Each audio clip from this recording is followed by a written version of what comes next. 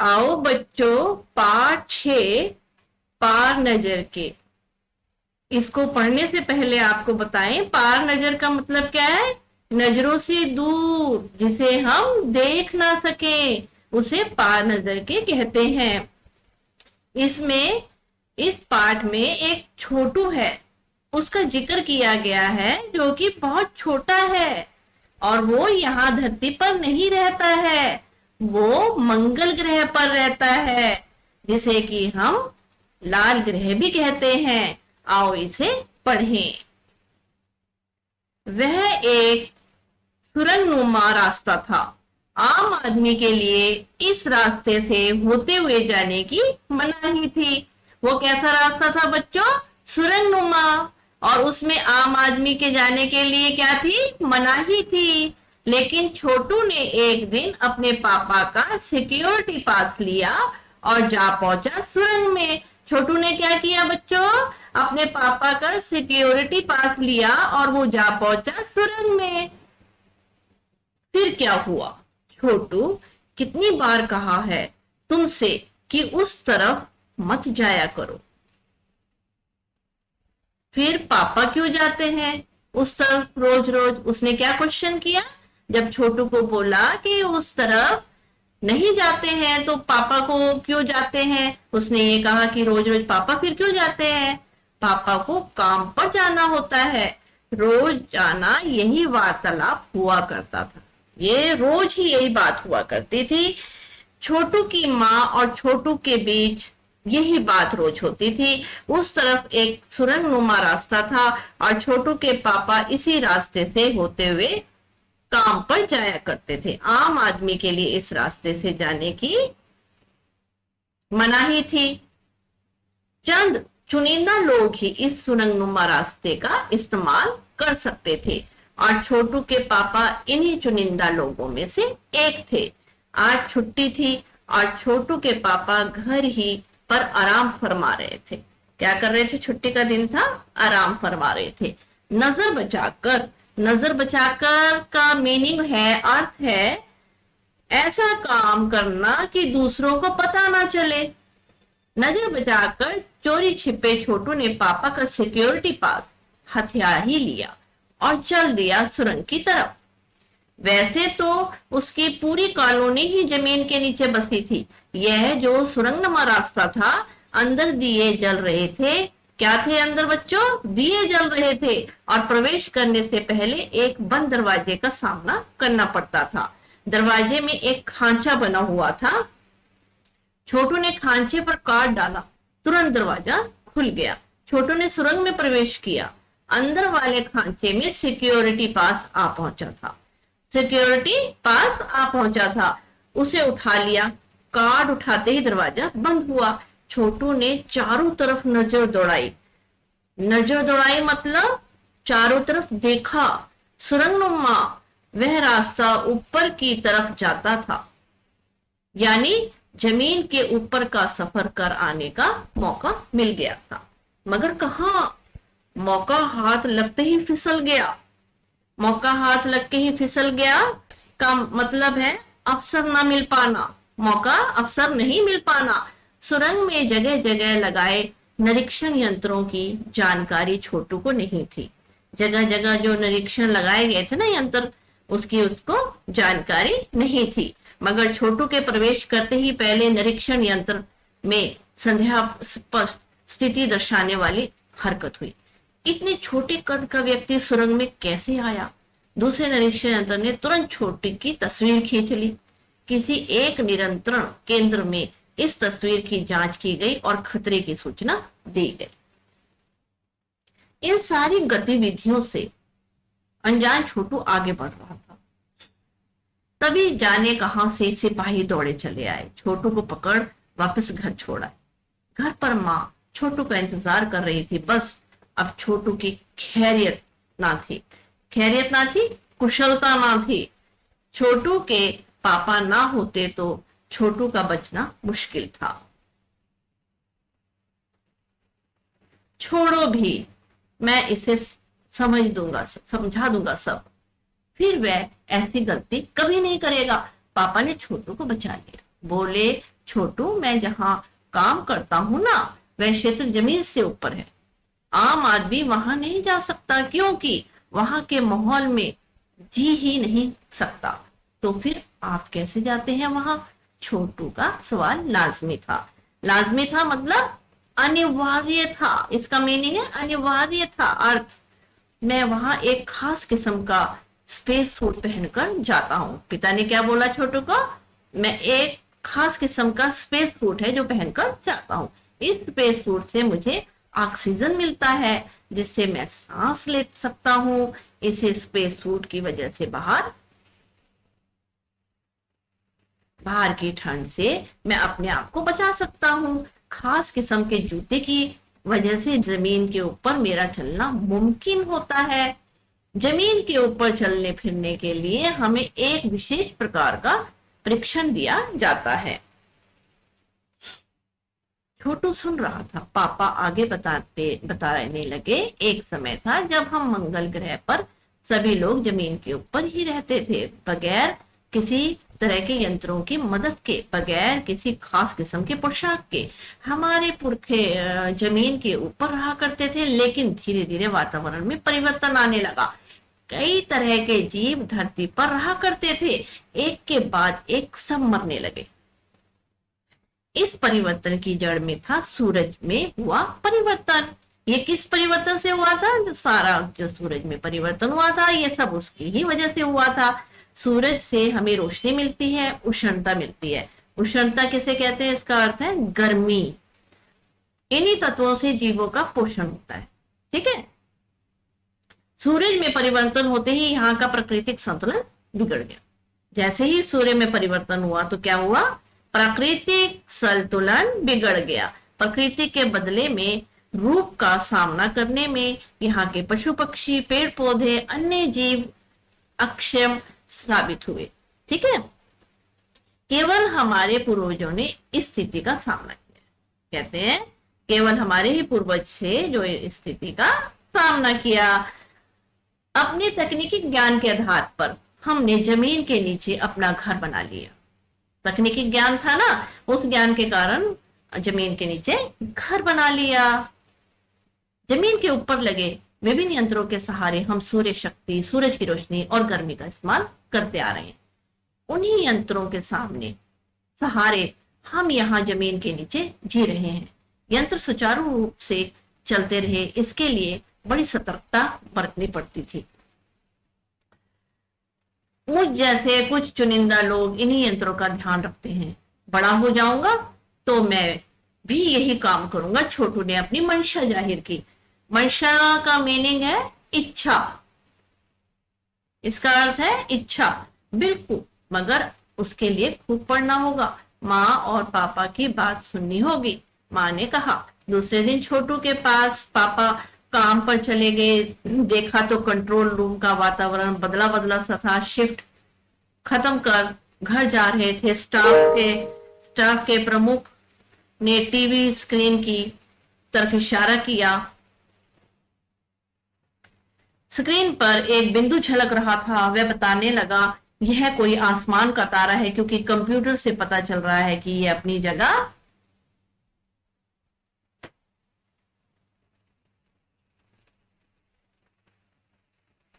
अनुसार यह हमारी धरती की तरफ बढ़ता चला जा रहा था।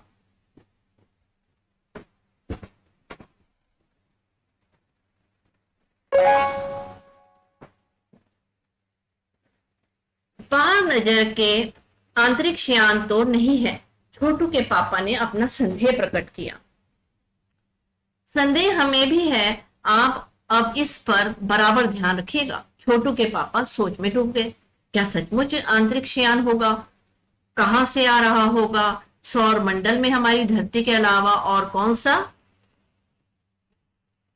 ग्रह पर जीवों का अस्तित्व होगा? कैसे हो सकता है? और अगर होगा भी तो क्या इतनी प्रगति कर चुका होगा कि अंतरिक्ष यान छोड़ सके? वैसे तो हमारे पूर्वजों ने भी अंतरिक्ष यानों उपग्रहों की प्रयोग किया था, मगर अब हमारे लिए यह असंभव है। उसके लिए आवश्यक मात्रा में ऊर्जा तो हो। काश इस नेक मेहमान का नजदीक से देखा जा सकता। हाँ, अगर वह इसी तरफ आ रहा होगा तब तो यह संभव हो सकेगा। देखेंगे। अब आंतरिक यान से एक यांत्रिक हाथ बाहर निकला। हर पल उसकी लंबाई बढ़ती ही जा रही थी। छोटू के पापा ने अवलोकन जारी रखा। कॉलोनी की प्रबंध समिति की सभा बुलाई गई थी। अध्यक्ष भाषण दे रहे थे। हाल ही में मिली जानकारी से पता चलता है कि अंतरिक्ष यान हमारे मंगल ग्रह की तरफ बढ़ते चले आ रहे हैं। इसमें से एक अंतरिक्ष यान हमारे गिर्द चक्कर काट रहा था। कंप्यूटर के अनुसार ये अंतरिक्ष यान नजदीक के ही किसी ग्रह से छोड़े गए हैं। ऐसी हालत में हमें करना क्या चाहिए, इसकी कोई सुनिश्चित योजना बनानी जरूरी है। नंबर 1, आपका क्या ख्याल है? कॉलोनी की सुरक्षा की पूरी जिम्मेवारी नंबर पर एक ही पर थी। उन्होंने कुछ कागज समेटते हुए बोलना आरंभ किया। इन दोनों अंतरिक्ष यानों को जलाकर खाक कर देने की क्षमता हम रखते हैं, मगर इसमें हमें कोई जानकारी हासिल नहीं हो सकती। अंतरिक्ष यान बेकार कर जमीन पर उतरने पर मजबूर कर देने वाले यंत्र हमारे पास नहीं है। हालांकि अगर ये अंतरिक्ष यान खुद ब खुद जमीन पर उतरते हैं तो उन्हें बेकार कर देने की क्षमता हम में अवश्य है। मेरी जानकारी के अनुसार इस अंतरिक्ष यानों में सिर्फ यंत्र है, किसी तरह के जीव इसमें सवार नहीं है। नंबर 1 की बात सही लगती है। नंबर 2, एक वैज्ञानिक थे। वे बोले, हालांकि यंत्रों को बेकार कर देने में भी खतरा है। इनके बेकार होते ही दूसरे ग्रह के लोग हमारे बारे में जान जाएंगे। इसीलिए मेरी राय में हमें सिर्फ अवलोकन करते रहना चाहिए। जहां तक हो सके हमें अपने अस्तित्व को छिपाए ही रखना चाहिए, क्योंकि हो सकता है जिन लोगों ने अंतरिक्ष यान भेजे हैं वे कल को इनसे भी बड़े सक्षम अंतरिक्ष यान भेजे। हमें यहाँ का प्रबंध कुछ इस तरह रखना चाहिए जिससे इन यंत्रों को यह गलतफहमी हो कि इस जमीन पर कोई भी चीज इतनी महत्वपूर्ण नहीं है कि जिससे वे लाभ उठा सके। अध्यक्ष महोदय से मैं ये दरख्वास्त करता हूं कि इस तरह का प्रबंध हमारे यहाँ किया जाए। नंबर 3, सामाजिक व्यवस्था का काम देखते थे। उसकी बात के जवाब में अध्यक्ष कुछ बोले जा ही रहे थे कि फोन की घंटी बजी। अध्यक्ष ने चौगा उठाया। 1 मिनट बाद सभा को संबोधित करते हुए उन्होंने कहा, भाइयों, अंतरिक्ष यान क्रमांक 1 हमारी जमीन पर उतर चुका है। वह छोटू के लिए बड़ा ही महत्वपूर्ण दिन था। पापा उसे कंट्रोल रूम ले गए थे। यहां से अंतरिक्ष यान क्रमांक 1 साफ नजर आ रहा था। कैसा अजीब लग रहा था यहाँ। इसके अंदर क्या होगा पापा? छोटू ने पूछा। अभी नहीं बताया जा सकता, दूर से ही इसका निरीक्षण जारी है। उस पर बराबर पार नजर के हमारा ध्यान है और उसके हर अंग पर हमारा नियंत्रण है। नियंत्रण है मतलब कंट्रोल है। वक्त आने पर हम अगला कदम उठाएंगे, छोटू के पापा ने बताया। उन्होंने छोटू को एक कंसोल दिखाया जिस पर कई बटन थे। ये देखो कितने बटन थे। उन्होंने छोटू को एक कंसोल दिखाया जिसमें कई बटन थे। अब अंतरिक्ष यान से एक यांत्रिक हाथ बाहर निकला। ये देखो बच्चों, ये हाथ बाहर निकला। इस पल उसकी लंबाई बढ़ती ही जा रही थी। वह शायद जमीन तक पहुंचकर मिट्टी उकेड़ लेना चाहता था। सब लोग स्क्रीन पर दिखाई दे रहे अंतरिक्ष यान की इस हरकत को ध्यान से देख रहे थे, सिवा एक के। उसका ध्यान कहीं और ही था। छोटू का सारा ध्यान था कंसोल पैनल पर। कंसोल का एक बटन दबाने की अपनी इच्छा को वह नहीं रोक पाया। वह लाल लाल बटन उसे बरबस अपनी तरफ खींच रहा था। ये बरबस का मतलब होता है अचानक ही उसे अपनी तरफ खींच रहा था और सहसा खतरे की घंटी बजी। सबकी निगाहें कांसोल की तरफ मुड़ी। पापा ने छोटू को अपनी तरफ खींचते हुए एक झापड़ रसीद कर दिया, थप्पड़ मारा और लाल बटन को पूर्व स्थिति में ला रखा। जैसे पहले था लाल बटन, उसको पहले जैसा ही कर दिया। मगर उस तरफ अब अंतरिक्ष यान के उस यांत्रिक हाथ की हरकत सहसा रुक गई थी। यंत्र बेकार हो गया था। ऊपर पृथ्वी पर नेशनल एरोनॉटिक्स एवं स्पेन एडमिनिस्ट्रेशन नासा द्वारा प्रस्तुत व्यक्त ने सबका ध्यान उसकी तरफ आकर्षित कर दिया। मंगल की धरती पर उतरा हुआ अंतरिक्ष यान वाइकिंग अपना निर्धारित कार्य कर रहा था। हालांकि किसी अज्ञात कारणवश अंतरिक्ष यान का यांत्रिक हाथ बेकार हो गया है। नासा के तकनीशियन इस बारे में जांच कर रहे हैं तथा इस यांत्रिक हाथ को दुरुस्त करने के प्रयास में जारी हैं। इसके कुछ ही दिनों बाद पृथ्वी के सभी प्रमुख अखबारों ने छापा, नासा के तकनीशियनों को रिमोट कंट्रोल के सहारे वाइकिंग को दुरुस्त करने में सफलता मिली है।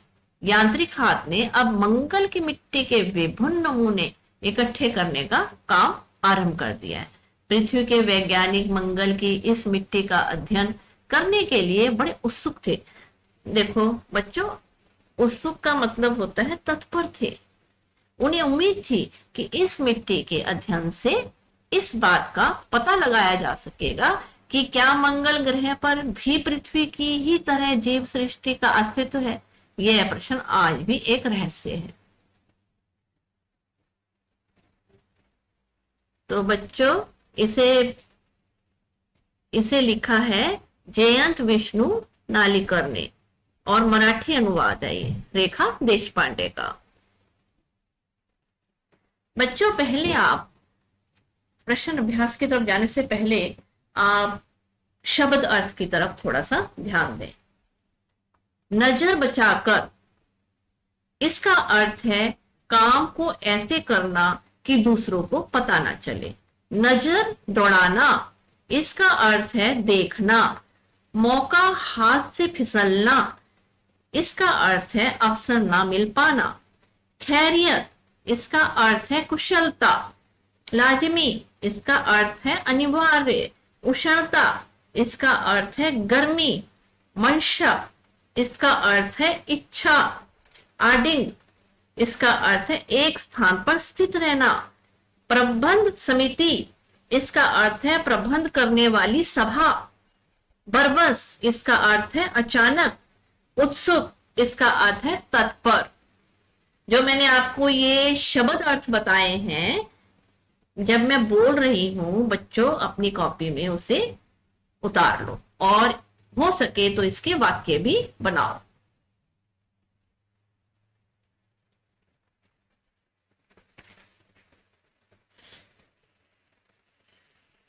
प्रश्न अभ्यास पहला है कहानी से।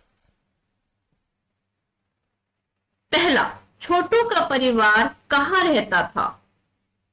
छोटू का परिवार कहाँ रहता था?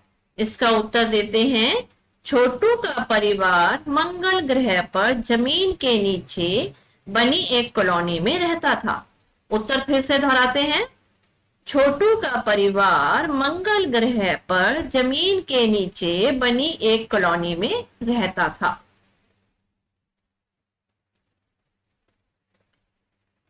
दूसरा, छोटू को सुरंग में जाने की इजाजत क्यों नहीं थी? पाठ के आधार पर लिखो। दोबारा दोहराएंगे, छोटू को सुरंग में जाने की इजाजत क्यों नहीं थी? पाठ के आधार पर लिखो। तो इसका उत्तर देंगे, इस सुरंग में सुरक्षा कारणों से आम आदमी को जाने की मनाही थी। यहाँ केवल वह व्यक्ति ही जा सकता था जिसके पास सिक्योरिटी पास हो। छोटू के पास सिक्योरिटी पास नहीं था। इसके अलावा सुरंग में कई तरह के यंत्र लगे हुए थे। वहां केवल उन यंत्रों की देखभाल का काम करने वाले लोग जा पाते थे। यही कारण था कि छोटू को सुरंग में जाने की इजाजत नहीं थी। दोबारा दोहराएंगे प्रश्न दूसरे का उत्तर, इस सुरंग में सुरक्षा कारणों से आम आदमी को जाने की मनाही थी। यहाँ केवल वह व्यक्ति ही जा सकता था जिसके पास सिक्योरिटी पास हो। छोटू के पास सिक्योरिटी पास नहीं था। इसके अलावा सुरंग में कई तरह के यंत्र लगे हुए थे। वहां केवल उन यंत्रों की देखभाल का काम करने वाले लोग जा पाते थे। यही कारण था कि छोटू को सुरंग में जाने की इजाजत नहीं थी। बच्चों, जैसे मैं आपको प्रश्न दो बार उत्तर बोल रही हूँ, उसी उसी तरह जैसे मैं बोल रही हूँ, आप जैसे बोलती हूँ उसको स्किप करके, स्टॉप करके आप दोबारा सुन के भी लिख सकते हो। इससे आपकी डिक्टेशन भी हो जाएगी, आपके प्रश्न का उत्तर भी याद हो जाएगा। या बार बार मेरा सुनोगे, उससे भी आपको याद हो जाएगा। तीसरा, कंट्रोल रूम में जाकर छोटू ने क्या देखा और वहां उसकी क्या हरकत की। दोबारा दोहराएंगे। कंट्रोल रूम में जाकर छोटू ने क्या देखा और वहां उसने क्या हरकत की। उत्तर देंगे। कंट्रोल रूम में जाकर छोटू ने अंतरिक्ष यान क्रमांक 1 देख उस यान से एक यांत्रिक हाथ बाहर निकल रहा था। उसने क्या देखा? आंतरिक यान क्रमांक 1 उसने देखा कि वहां उससे यान से यांत्रिक हाथ बाहर निकल रहा था। हर पल उसकी लंबाई बढ़ती ही जा रही थी। छोटू का पूरा ध्यान कंसोल पैनल पर था, जिस पर कई बटन लगे हुए थे। यही लगे लाल बटन को छोटू दबाना चाहता था। अंत में उसने अपनी इच्छा नहीं रोक पाई और उसने लाल बटन दबा ही दिया। बटन दबते ही खतरे की घंटी बज उठी। अपनी इस गलती पर उसने अपने पिता से एक थप्पड़ भी खाया, क्योंकि उसके बटन दबाने से ही जैसे ही उसने अपना बटन दबाया तो खतरे की घंटी बज चुकी थी और उसके पिता ने इसी कारण गलती से उसको थप्पड़ भी खाया, क्योंकि उसके बटन दबाने से अंतरिक्ष यान की क्रमांक 1 का यांत्रिक हाथ बेकार हो गया था। तो हम इसको दोबारा दोहराएंगे उत्तर को। कंट्रोल रूम में जाकर छोटू ने अंतरिक्ष यान क्रमांक 1 देखा। क्या देखा उसने? आंतरिक यान क्रमांक 1 देखा। उस यान से एक यांत्रिक हाथ बाहर निकल रहा था, जो हर पल उसकी लंबाई बढ़ती ही जा रही थी। छोटू का पूरा ध्यान कंसोल पैनल पर था, जिसपे कई बटन लगे हुए थे। यही लगे लाल बटन को छोटू दबाना चाहता था। अंत में उसने अपनी इच्छा नहीं रोक पाई। उसने उसका लाल बटन दबा ही दिया। बटन दबाते ही खतरे की घंटी बजी। इस गलती से उसके पिता ने उसे एक थप्पड़ मारा, क्योंकि उसके बटन दबाने से अंतरिक्ष यान की क्रमांक 1 का यांत्रिक हाथ बेकार हो गया था।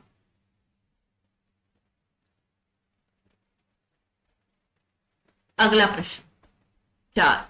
इस कहानी के अनुसार मंगल ग्रह पर कभी आम जीवन था, वह सब नष्ट कैसे हो गया? इसे लिखो। दोबारा दोहराएंगे। इस कहानी के अनुसार मंगल ग्रह पर कभी आम जीवन था, जनजीवन था, वह सब नष्ट कैसे हो गया? इसे लिखो। उत्तर देंगे। इस कहानी के अनुसार मंगल ग्रह पर कभी आम जनजीवन था। ठीक है। एक समय था जब लोग मंगल ग्रह पर जमीन के ऊपर रहते थे। ये पुरखे बगैर किसी तरह के यंत्रों की मदद के बिना किसी खास किस्म की पोशाक के रहते थे। लेकिन धीरे धीरे वातावरण में परिवर्तन आने लगा। इससे धरती पर रहने वाले कई प्रकार के जीव धीरे धीरे एक के बाद एक मरने लगे। इस परिवर्तन का कारण सूर्य में आया परिवर्तन था। सूर्य में परिवर्तन होते ही प्राकृतिक संतुलन बिगड़ गया। दोबारा दोहराएंगे इसका उत्तर। एक समय था जब लोग मंगल ग्रह पर जमीन के ऊपर रहते थे। यह पुरखे बगैर किसी तरह के यंत्रों की मदद के बिना किसी खास किस्म की पोशाक के रहते थे। लेकिन धीरे धीरे वातावरण में परिवर्तन आने लगा। इससे धरती पर रहने वाले कई प्रकार के जीव धीरे धीरे एक के बाद एक मरने लगे। इस परिवर्तन का कारण सूर्य में आया परिवर्तन था। सूर्य में परिवर्तन होते ही प्राकृतिक संतुलन बिगड़ गया। अगला प्रश्न। कहानी में अंतरिक्ष यान को किसने भेजा था और क्यों? दोबारा दोहराएंगे, कहानी में अंतरिक्ष यान को किसने भेजा था और क्यों? इसका उत्तर देंगे, इस कहानी में अंतरिक्ष यान को पृथ्वी की एक अंतरिक्ष वैज्ञानिक संस्था नासा, जिसका पूरा नाम नासा है, भेजा था। इस यान का नाम वाइकिंग था। पृथ्वी के वैज्ञानिक मंगल ग्रह की मिट्टी का अध्ययन करने के लिए बड़े उत्सुक थे। उन्हें इस अध्ययन से यह पता लगने की उम्मीद थी कि पृथ्वी की तरह मंगल ग्रह पर भी जीवों का अस्तित्व है या नहीं। इसी उद्देश्य ने नासा ने अंतरिक्ष यान भेजा था। एक बार फिर उत्तर दोहराएंगे, इस कहानी में अंतरिक्ष यान को पृथ्वी की एक अंतरिक्ष वैज्ञानिक संस्था नासा ने भेजा था। इस यान का नाम वाइकिंग था। पृथ्वी के वैज्ञानिक मंगल ग्रह की मिट्टी का अध्ययन करने के लिए बड़े उत्सुक थे। उन्हें इस अध्ययन से यह पता लगाने की उम्मीद थी कि पृथ्वी की तरह मंगल ग्रह पर भी जीवों का अस्तित्व है या नहीं। इसी उद्देश्य से नासा ने अंतरिक्ष यान भेजा था। छठा प्रश्न, नंबर 1, नंबर 2 और नंबर 3 अजनबी से निपटने के कौन से तरीके सुझाते हैं और क्यों? फिर से दोहराते हैं प्रश्न।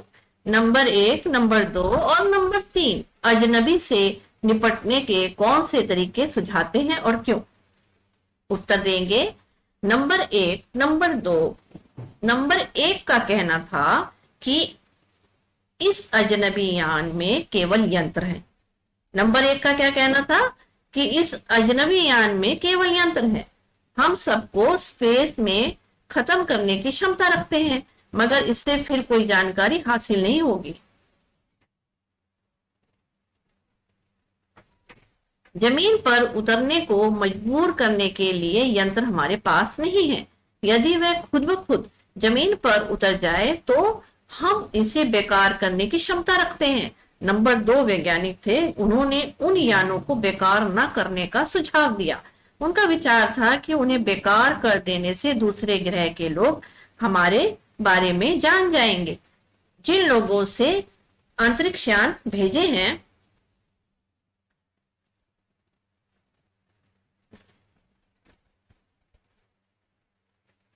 इसीलिए हमें इनका अवलोकन करते रहना चाहिए और हमें जहां तक हो सके अपने अस्तित्व को छुपाए रखना चाहिए। नंबर 2 ने अध्यक्ष महोदय से प्रार्थना की कि हमारे ऐसा प्रबंध किया जाए जिससे अन्य ग्रह वालों को यह लगे कि यहाँ पर कोई ऐसी चीज नहीं है जिससे उन्हें लाभ हो।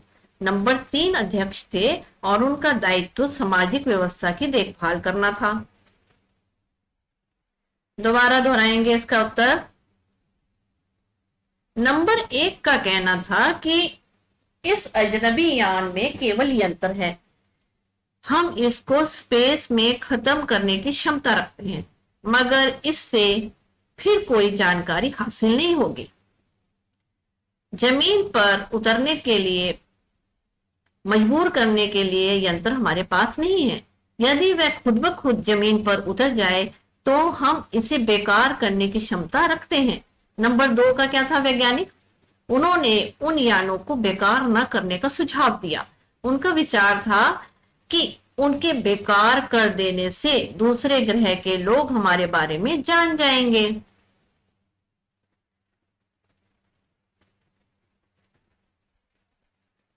इसीलिए हमें इसका अवलोकन करते रहना चाहिए और जहां हो सके अपने अस्तित्व को छुपाए रखना चाहिए। नंबर 2 ने अध्यक्ष महोदय से प्रार्थना की कि हमारे यहाँ ऐसा प्रबंध किया जाए जिससे अन्य ग्रह वालों को यह लगे कि यहाँ पर कोई ऐसी चीज नहीं है जिससे उन्हें लाभ हो। नंबर 3 के अध्यक्ष थे। उनका दायित्व सामाजिक व्यवस्था की देखभाल करना था। कहानी से आगे।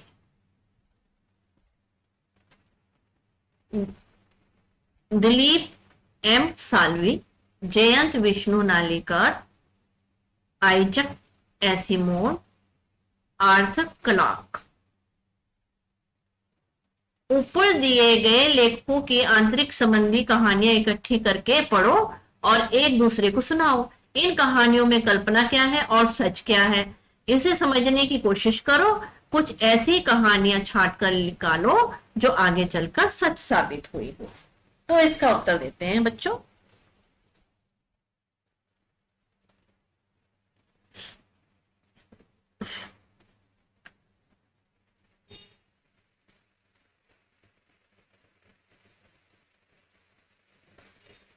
जैसे छात्र ऊपर जो लिखे लेखक है ना, आंतरिक संबंधी कहानियां विद्यालय के पुस्तकालय से लेकर पढ़ने का प्रयास करें और यह जानने की कोशिश करें कि इसमें कितनी सच्चाई है। इन लेखकों की कहानियां आप इंटरनेट से भी प्राप्त कर सकते हैं।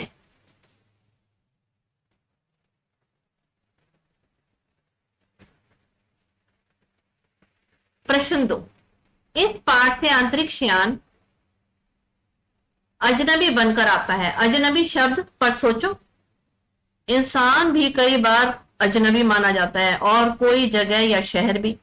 क्या तुम्हारी मुलाकात ऐसे किसी अजनबी से हुई है? नए स्कूल का पहला अनुभव कैसा था? क्या उन्हें भी अजनबी कहोगे? अगर हाँ तो अजनबीपन दूर करें। कैसे करें, कैसे हुआ, इस पर सोचकर कुछ लिखो।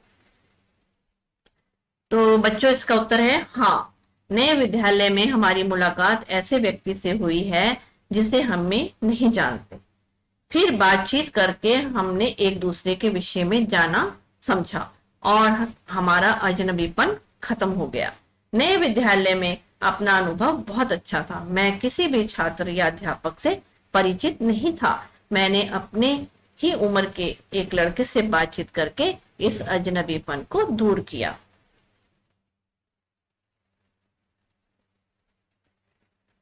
फिर बाद में पता चला कि वह लड़का भी मेरे कक्षा का छात्र था। तब हम मित्र बन गए। तब उस मित्र ने कक्षा के छात्रों से भी मेरा परिचय करा दिया और मेरा अजनबीपन दूर हो गया।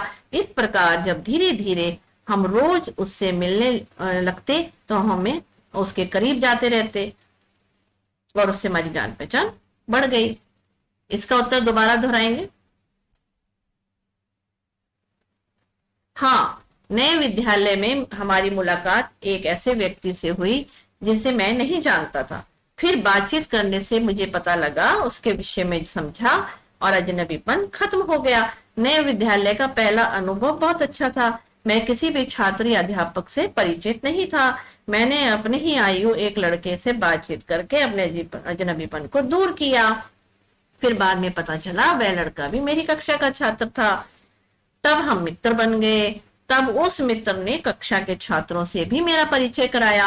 मेरा अजनबीपन दूर हो गया। इस प्रकार धीरे धीरे हम करीब आ गए।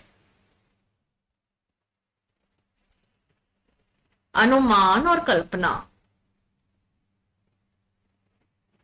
ये कहानी जमीन के अंदर की जिंदगी का पता देती है। जमीन के ऊपर मंगल ग्रह पर सब कुछ कैसा होगा, इसकी कल्पना करो, लिखो। फिर से दोहराते हैं, यह कहानी जमीन के अंदर की जिंदगी का पता देती है। जमीन के ऊपर मंगल ग्रह पर सब कुछ कैसा होगा, इसकी कल्पना करो और लिखो। इसका उत्तर देंगे, जमीन के ऊपर मंगल ग्रह पर भी जनजीवन सामान्य नहीं होगा। ना तो पेड़ पौधा होगा, ना कोई नाला।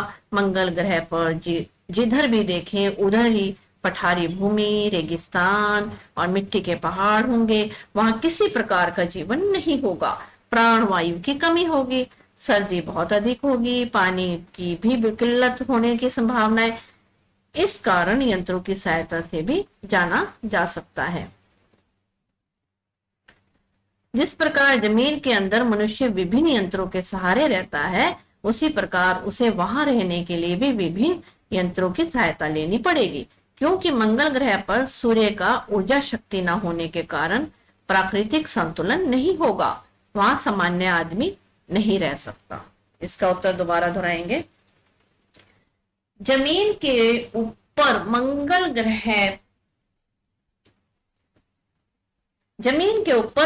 ग्रह पर भी जनजीवन सामान्य नहीं होगा। ना तो वहां पेड़ पौधे होगा, ना कोई नाला। मंगल ग्रह पर जिधर भी देखे उधर पठारी भूमि, रेगिस्तान मिट्टी के पहाड़, वहां किसी प्रकार का जीवन नहीं होगा। और प्राणवायु की भी कमी होगी, सर्दी बहुत अधिक होगी, पानी की किल्लत होएगी। पानी की किल्लत की वजह से इस कारण यंत्रों की सहायता से ही जीना संभव हो पाता होगा। जिस प्रकार जमीन के अंदर मनुष्य विभिन्न यंत्रों के सहारे रहता है, उसी प्रकार वहां रहने के लिए विभिन्न यंत्रों की सहायता लेनी पड़ेगी, क्योंकि मंगल ग्रह पर सूर्य की ऊर्जा शक्ति न होने के कारण प्राकृतिक संतुलन नहीं होगा, वहां सामान्य आदमी नहीं रह सकता।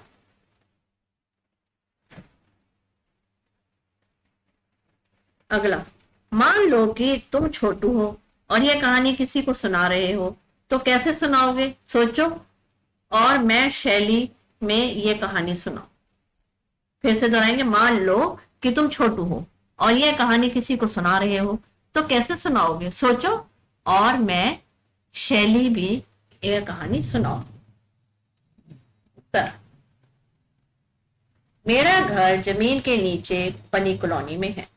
मैं जमीन के ऊपर देखना चाहता था। एक बार अपने पापा का सिक्योरिटी पास लेकर चुपके रास्ते से जाना चाहता था। पापा उसी रास्ते से प्रतिदिन काम करने जाया करते थे। सुरंग से बने खांचे में मैंने काट डाला और दरवाजा बंद हो गया। यंत्र में कुछ संदेहास्पद हरकत हुई और एक दूसरे यंत्र में मेरी तस्वीर खींच ली। तभी सिक्योरिटी गार्ड आ गए और मुझे पकड़कर वापस घर छोड़ दिया। फिर पापा ने बताया कि मंगल ग्रह पर कभी जमीन जैसा ही जीवन था, लेकिन सूर्य में आए परिवर्तन के कारण प्राकृतिक संतुलन बिगड़ गया। दोबारा दोहराएंगे इसका उत्तर। मेरा घर जमीन के नीचे बनी कॉलोनी में है। मैं जमीन के ऊपर देखना चाहता था। एक बार अपने पापा का सिक्योरिटी पास लेकर चुपके रास्ते से जाना चाहता था। पापा उसी रास्ते से प्रतिदिन काम के लिए जाया करते थे। सुरंग से बने खांचे में मैंने काट डाला। दरवाजा बंद हो गया। यंत्र में कुछ संदेहास्पद हरकत हुई और एक दूसरे यंत्र ने मेरी तस्वीर खींच ली। तभी सिक्योरिटी गार्ड आ गए और मुझे पकड़कर वापस मेरे घर छोड़ आए।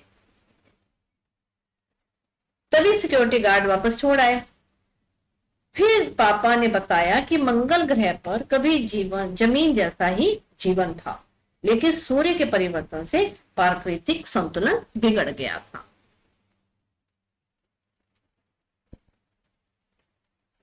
अब इसका अगला है,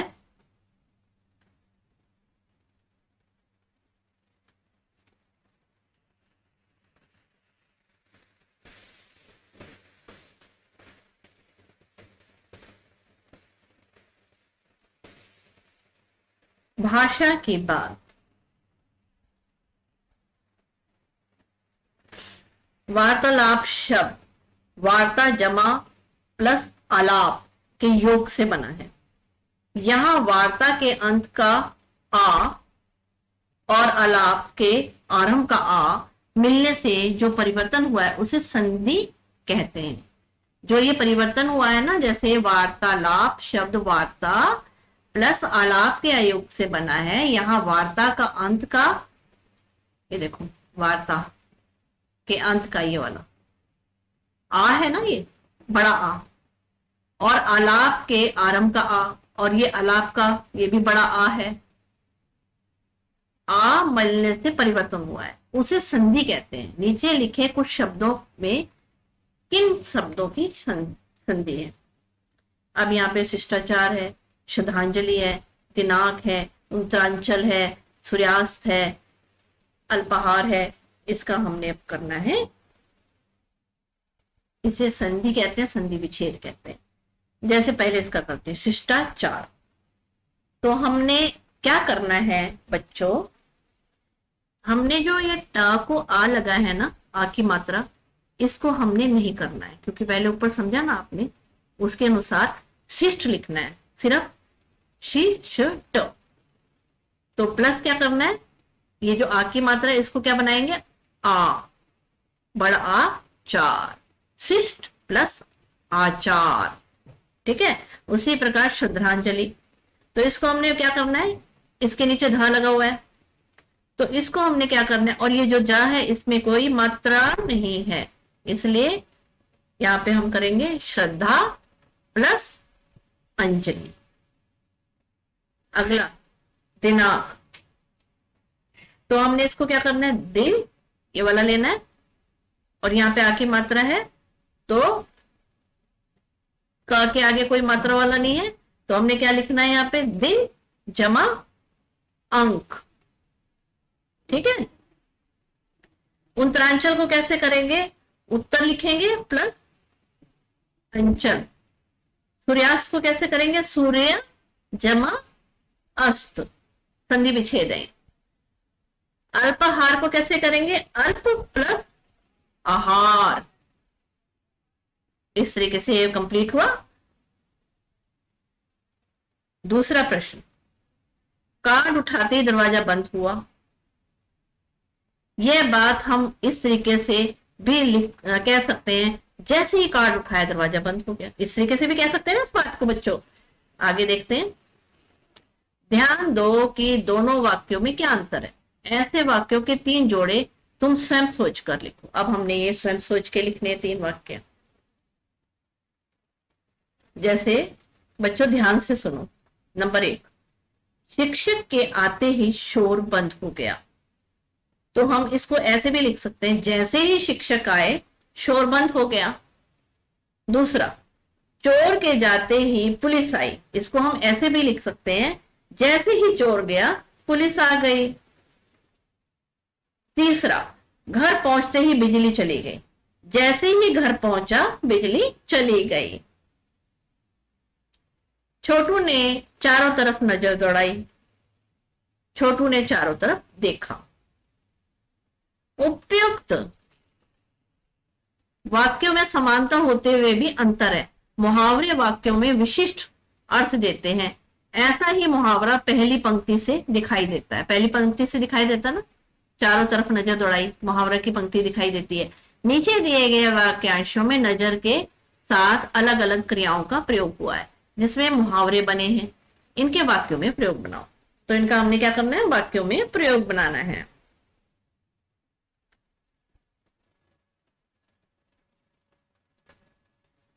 जैसे ये पहला, नजर पड़ना, नजर रखना, नजर आना, नजरें नीची होना।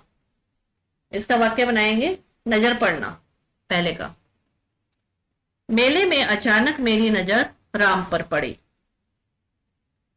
फिर उसके बाद नजर आना, इसका पहले बना लेते हैं। मेरी आंखों से आजकल कम नजर आता है। नजर रखना, परीक्षा हॉल में हर विद्यार्थी पर नजर रखनी पड़ती है। फिर आखिरी है नजर नीची होना। बेटे की करतूत से माता पिता की नजरें नीची हो गई।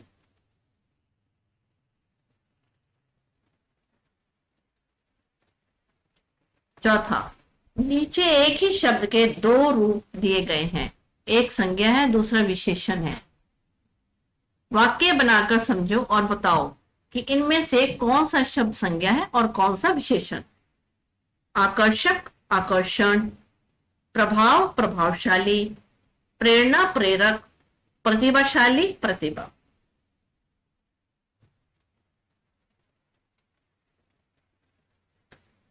अब हम आकर्षण का बनाएंगे, पहले बताएंगे आप। आकर्षण जो है ये संज्ञा है।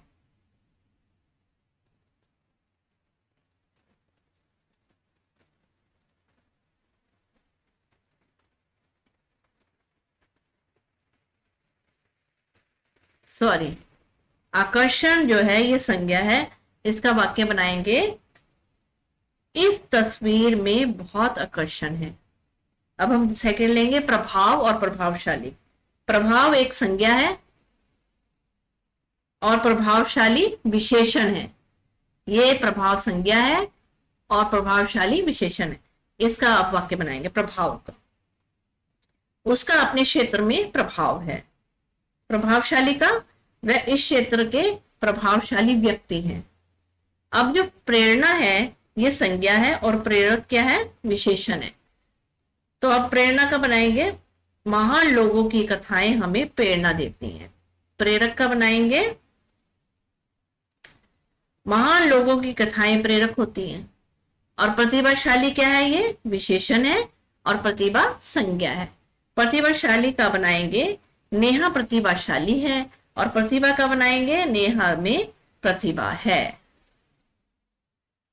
धन्यवाद दोस्तों, मेरे चैनल को सब्सक्राइब करें और मेरे वीडियो को लाइक एंड शेयर करें।